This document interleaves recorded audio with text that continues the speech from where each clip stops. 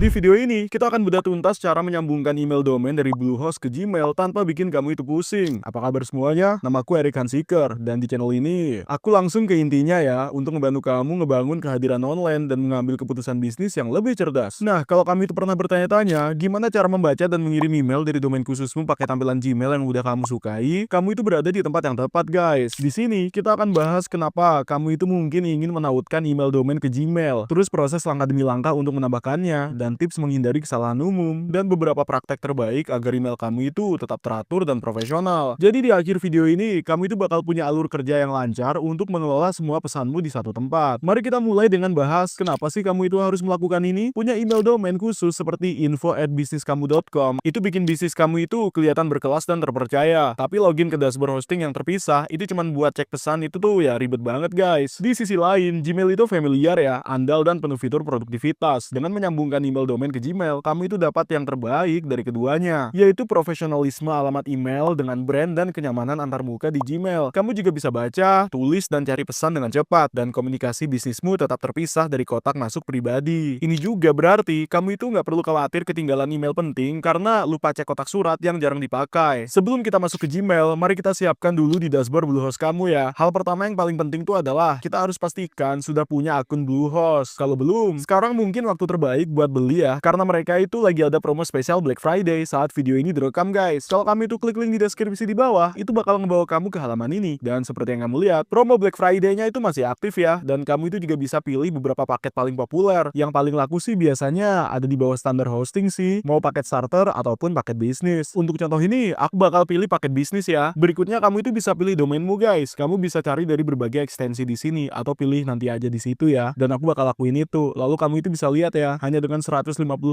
kamu dapat hosting Bluehost selama 3 tahun. Ini penawaran yang sangat bagus sih menurutku, dan mereka juga punya garansi uang kembali 30 hari. Jadi kamu itu bisa coba dulu dan lihat apa pengaturan ini tuh cocok apa enggak buat kamu. Sekali lagi, link ada di deskripsi ya, untuk mulai pakai Bluehost. Selanjutnya pastiin kamu itu udah membuat akun email khusus yang pengen disambungin lagi ya. Di Bluehost, kamu bisa lakuin ini guys, dengan pergi ke bagian email dan pilih username serta password untuk alamat barumu. Catat pengaturan server emailnya, seperti nama server dan port untuk incoming POP dan outgoing SMTP-nya. Bluehost biasanya pakai nama domainmu atau nama host server untuk pengaturan ini. Ada baiknya juga mastiin kotak suratmu itu kosong atau email penting tuh udah dicadangkan di tempat lain ya. Begitu kamu itu mulai menarik pesan ke Gmail, kamu itu pasti mau menghindari email ganda atau email yang hilang kan. Jika paket hostingmu itu termasuk filter spam, pastikan itu berfungsi dengan baik guys, supaya sampahnya nggak memenuhi kotak masuk di Gmail barumu. Oke, ada beberapa cara untuk melakukannya. Saat kamu itu buka tab email di sini, kamu itu bisa bayar paket yang memberi kamu domain khusus di sini ya. Tapi sebenarnya ada cara yang akan kita lakukan supaya kamu itu nggak perlu bayar lagi. Pertama, kita bisa ke hosting, lalu ke cPanel ya, dan ke email account di sini. Nah, di sini tempat kamu itu bikin akun baru. Kamu ke sini dan pilih aja hostnya. Kamu itu mungkin cuma pilih satu host ya, atau mungkin punya yang lainnya. Pilih aja yang kamu mau sih. Buat username di sini dan password di sini, itu bakal bikin akun email yang terikat dengan domain yang kamu punya melalui Bluehost. Sekarang saatnya pindah ke Gmail. Buka akun Gmailmu di browser tempat kamu itu ingin menerima email domain tersebut ya. Di sini kita udah masuk di Gmail guys. Klik icon gerigi di pojok kanan atas, lalu pilih lihat semua setelan. Berikutnya klik akun di bagian atas. Disinilah tempat kita itu memeriksa email dari akun lain. Kita bisa menambahkannya di sini, menambahkan email domain sebagai akun POP. Di bawah bagian itu ada periksa email dari akun lain ya. Klik tambahkan akun email, terus ada jendela kecil yang akan muncul yang menanyakan alamat email yang pengen kamu tambahin. Ketik aja login email Bluehost kamu di situ. Nah, di layar berikutnya, kamu itu perlu isi beberapa detail aja. Terus username harus berupa alamat email lengkapmu ya. Untuk kata sandi, masukin aja kata sandi yang aku buat saat mengatur kotak surat di Bluehost-nya. Terus kolom server POP harus diisi dengan server email masuk milik kamu. Biasanya ini berupa mail.domainkamu.com gitulah, atau nama host server yang disediain sama Bluehost. Sekarang setelah Gmail bisa mengambil email domain kamu